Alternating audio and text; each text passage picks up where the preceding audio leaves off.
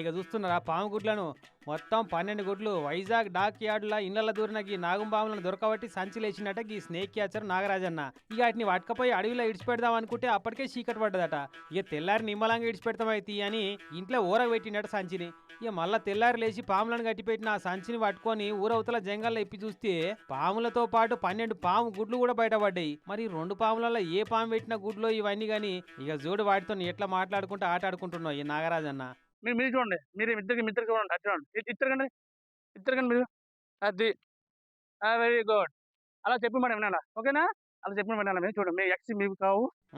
పాములను పట్టుడే కాకుండా పాముల భాష కూడా నేర్చినట్టుండు కదా నాగరాజన్న. పేరు కూడా అదే. మరిగ ఎట్టైనా కాన్పు చేసిండు. ఆ చేత్తోటే పురుడు చేసి పేర్లు పెట్టి తొట్టెలేసి అన్న లెక్క అత్తగారింటికి సాగనంపకపోయిండో ఈ నాగరాజన్న. పొదిగి పిల్లలైనాక అందులో ఒక పిల్లగానికి అన్న పేరు కూడా పెట్టుకుంటుండే కదా ఈ నాగుంబాము. కానీ అట్లా యేసుడు ఫారెస్ట్ చట్టం ప్రకారం నేరం కాబట్టి ఆ 12 గుడ్లను ఓ ప్లాస్టిక్ డబ్బాలో పెట్టి పాములను ఆ గుడ్లను అన్నిటి ఫారెస్ట్ వాళ్ళకి అప్పచెప్పిండట.